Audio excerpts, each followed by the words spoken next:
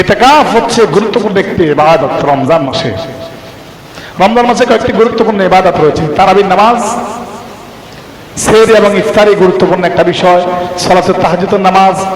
কিন্তু এর চাইতে গুরুত্বপূর্ণ পুরো রমজানের যে মূল আকর্ষণ, সেটা হচ্ছে ইতিকাফ করা। রমজানের শেষ দশকে রাসূল পাক সাল্লাল্লাহু আলাইহি সাল্লাম তিনি জীবনের জীবদ্দশায় প্রতি বছর তিনি ইতিকাফ করতেন। এক বছর রাসূল পাক সাল্লাল্লাহু আলাইহি সাল্লাম করতে পারেন নাই, পরের বছর তিনি 20 দিন থেকে সেই ইতিকাফকে পুরা করে দিয়েছেন। সুবহানাল্লাহ।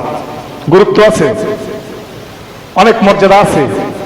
ইতিকাফ করার জন্য সবচেয়ে বড় সুসংবাদ হলো এই যে আমরা রমজান মাসে তারাবির নামাজ পড়ে যদি মসজিদ থেকে চলে যাই, ঘুমের মধ্যে যদি ঘরের মধ্যে যে আমরা ঘরে যে ঘুমাই যাই, অথবা কোনো জায়গায় ঘুমিয়ে গেলাম, সব থেকে মাহরুম হয়ে গেলাম, ইতিকাফ করা ব্যক্তি যদি মসজিদে ফজরের নামাজ এবং ইশার নামাজ জামাতে পড়ার পরেও সে যদি মসজিদে ঘুমিয়ে যায়, তো আল্লাহর হাবিব সাল্লাল্লাহু আলাইহি সাল্লাম বলেছেন অবশ্যই আল্লাহ তাআলা তারে লাইলাতুল কদরের সওয়াব দান করে দিবেন। সুবহানাল্লাহ। ইবাদত করতে পারলো না ইতিকাফকারী, কোনো প্রকার ঘুমিয়ে গেল, অনিচ্ছাকৃত নয়, ইচ্ছাকৃতভাবে অনিচ্ছাকৃতভাবে ঘুমিয়ে গেল, ইচ্ছাকৃতভাবে লাভ হবে না।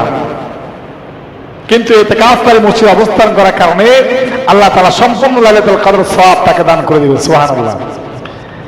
আবার ইতিকাফকারী সমাজের কোন সওয়াব থেকে বঞ্চিত হবে না। কেউ যদি মারা যায়, সেখানে জানাজার নামাজ হলো, জানাজার নামাজে সে উপস্থিত হতে পারলো না, কিন্তু আল্লাহ রাব্বুল আলামিন তারপরে তাকে জানাজার নামাজের সওয়াব দান করে দিবেন। সুবহানাল্লাহ। অন্যান্য যত ভালো কাজ, ওয়াইজালাহু মিনাল হাসানাতি কাআমিল হাসানাতি কুল্লিহা, আল্লাহ রাব্বুল আলামিন আল্লাহ রাসূল সাল্লাল্লাহু আলাইহি ওয়াসাল্লাম বলছেন সমস্ত ভালো কাজগুলোর একটা অংশ ইতিকাফকারী আমলনামার মধ্যে চলে আসবে। আর ইতিকাফ করতে হবে শর্ত শরায়েত মেনে, ইসলামের শর্ত শরায়েত মেনে ইতিকাফ করতে হবে। আপনি ইতিকাফ করবেন আবার ঘরে চলে যাবেন, ইতিকাফ কবুল হবে না। 10 দিনের জন্য আপনি প্রস্তুতি নিয়ে আসবেন, আপনার বিভিন্ন সরঞ্জাম ব্যাকআপ দেওয়ার জন্য লোক ঠিক করে রাখেন, আপনি ইতিকাফে আসবেন, কারণ ইতিকাফটা করবেন আপনি আল্লাহর জন্য। ইতিকাফ এটা খুবই গুরুত্বপূর্ণ একটা ইবাদত। রমজানের শেষ দশকে যারাই করেন এই কল্যাণ, এই বরকতময় কাজের তৌফিক আল্লাহ সকলকে দেন না। এই কাজের সকল অনেকেই পায় না, এই কাজের বরকত অনেকেই পায় না। এই কাজের জন্য তৌফিক লাগে আল্লাহর পক্ষ থেকে। অনেক আলেম আছে আমরা নিজেরা আমরা সময় দিতে পারি না। আমি দোয়া করি যে সমস্ত মুসল্লিয়ানে কেরাম রাজি হয়েছেন, যারা ইতিকাফ করবেন আল্লাহ সন্তুষ্টির জন্য 5 ওয়াক্ত নামাজ বা জামাত আদায় করবেন, তাহাজ্জুদের নামাজ পড়বেন, কোরআন তেলাওয়াত করবেন, মসজিদে চুপ থাকলেও বসে থাকলেও সব হয়। এই গুরুত্বপূর্ণ কাজে যারা অংশীদার হবেন, যারা থাকবেন, আল্লাহ তাদের জীবনের সমস্ত গুনাহ খাতা মাফ করে দাও, বলুন আমিন। আমি এই মসজিদের জন্য নয়, আমি আমাদের পুরা বাংলাদেশে যত মসজিদ আছে আর যত মসজিদে যারা ইতিকাফ করার জন্য সিদ্ধান্ত নিয়েছেন, আমি সকলের জন্য দোয়া করি আল্লাহ রাব্বুল আলামিন প্রত্যেকের জীবনে গুনাহ খাতা মাফ করে দেন, বলুন আমিন। আর স্পেশাল করব আমাদের মসজিদে যারা যে 4 জন রয়েছেন, 2 জন তো গত সময় আমাদের রাজি হয়েছেন, আর আরো 2 জন হয়েছেন, মোট 4 জন ইতিকাফ করবেন আমাদের এই মসজিদে।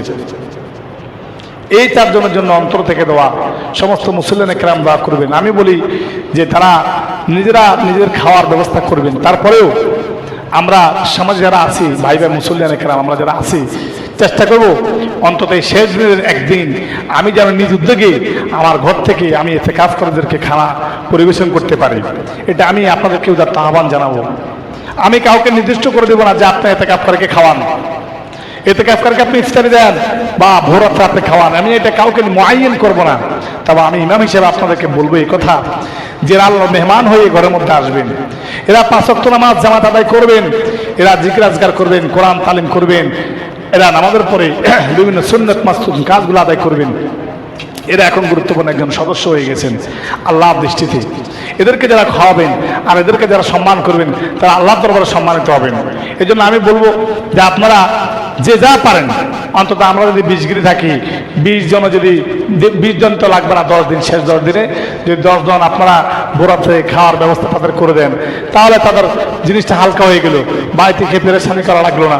এটা আমি আপনাদেরকে আহ্বান করলাম। যারা শুনছেন তারা তো শুনছেন, যারা শুনেন নাই তারা দোকান পাটে আলোচনা করে নেবেন যে ইতিকাফকারীকে একদিন খাওয়া যায় কিনা। একজন রোজাদারকে ইফতার করানোর ফজিলত আমি আলোচনা করেছি। যদি আপনাকে খেজুর অথবা একটা পানি দিয়ে, 1 গ্লাস পানি দিয়ে যদি কেউ কাউকে ইফতার করায়, রাসূল পাক সাল্লাল্লাহু আলাইহি ওয়াসাল্লাম বললেন এইভাবে যে আমি তোমাদের একটা ফজিলতের কথা শোনাতে চাই। সাহাবীরা বললেন কি? বলে রোজাদারকে ইফতার করানোর ব্যাপারে, বলে ভালো করে খাওয়াতে হবে, তাহলে আল্লাহ তাআলা হাউজে কাউসারের পানি তোমাদেরকে পান করাবে। সুবহানাল্লাহ বলেন। অনেক গরিব সাহাবী বললেন, ইয়া রাসূলুল্লাহ, অনেক গরিব সাহাবী এতরাজ করলেন, হে আল্লাহর নবী, মনে কষ্ট নেবেন না, আমার পিতা এবং মাতা আপনার জন্য কোরবানি হোক, কিন্তু আমরা তো গরিব অসহায়, আমরা কিভাবে তাদেরকে খাওয়াতে পারি, কিভাবে তাদেরকে ইফতার করাতে পারি? তখন রাসূল পাক সাল্লাল্লাহু আলাইহি ওয়াসাল্লাম বলছেন, তোমার কাছে একটা খেজুর নাই? আরে মিয়া, তোমার কাছে এক গ্লাস পানি নেই? যদি একটা খেজুর এবং এক গ্লাস পানির বিনিময়ে যদি রোজাদারকে ইফতার করাও, আল্লাহ তাআলা তোমাকে এই পরিমাণ সওয়াব দান করবে যেটা তুমি কল্পনাও করতে পারবে না। সুবহানাল্লাহ। আর আসলে পরিমাণ খাওয়ালে আল্লাহর হাবিব সাল্লাল্লাহু আলাইহি ওয়াসাল্লাম নিজে হাউজে কাউসারের পানি পান করাবে, যে 50,000 বছর মানুষকে সূর্যের নিচে দাঁড়িয়ে থাকতে হবে, ওই হাউজে কাউসারের পানি পান করলে সে তৃষ্ণা আল্লাহ তাআলা দূর করে দিবে। সুবহানাল্লাহ বলেন। ভাইরা আমার, এই জন্য আমি ইতিকাফ যারা করে তাদেরকে একটু সম্মান করবেন। সম্মান বলতে নিজের জন্য তা আপনি খান, আয়োজন করেন, একটু বাড়ায় আয়োজন করলে ইতিকাফকারীকে আপনি খাওয়াতে পারবেন। 4 জন, একজনের প্রতিদিন করলে তারপরে এটা বিশাল একটা বোঝা হয়ে যাবে। একদিন করে সবাই সবার গায়ে নিলে এটা কোনো অসুবিধার কিছু হবে না। চেষ্টা করবেন। আমরা তো প্রত্যেকের জায়গা থেকে ইফতার করানো দরকার। আমি ইমাম সাহেব, আমি আমার মুসল্লিদেরকে খাওয়া দরকার, আমার মুসল্লিরা ইমাম সাহেবকে খাওয়ানো দরকার। এটা প্রত্যেকের দায়িত্ব, এটা একজনের নয়, প্রত্যেকের। কিন্তু আশ্চর্যের বিষয় হলো, আমরা এখন সমাজে এমন কিছু আলেমরা আছে, ইউটিউবার বক্তা আছে, যারা এই রোজার ফজিলতকে একবারে পুরো মাটি করে দিয়েছে, পুরো শেষ করে দিয়েছে। রমজান আমেজ শুরু হওয়ার আগে প্রত্যেকটা মানুষ বাড়িতে বাড়িতে লিস্টি করতো যে রমজানে খাওয়া, আমরা কত রমজানে খাওয়াবো, কার আগে খাওয়াবো, কিভাবে পরিবেশন করলে সুন্দর হয়, এই লিস্ট রমজান আসার আগে মানুষের ঘরে থাকতো। আর এখন এমন হয়েছে, যখন অধপতন হয়েছে সমাজের, যে মানুষকে খাওয়ানোর ব্যাপারে দুনিয়ার একতলাপ আমরা করি, দুনিয়ার ভুলভাল মাসলা, দুনিয়ার ভুলভাল ফতোয়া আমরা সেখানে উপস্থাপন করি। বাইরে আমার, রমজান মাসে রোজাদারকে ইফতার করানোর ব্যাপারে কোনো একতলাপ নাই।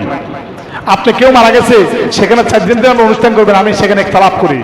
41 দিন ধরে আপনি খাওয়াবেন, সেখানে আমি ইখতিলাফ করি। কিন্তু আমি রমজান মাসে কোনো রোজাদারকে খাওয়ানোর ব্যাপারে আমি ইখতিলাফ, কোনো উলামায়ে কেরাম করার দুঃসাহস করতে পারবেন না।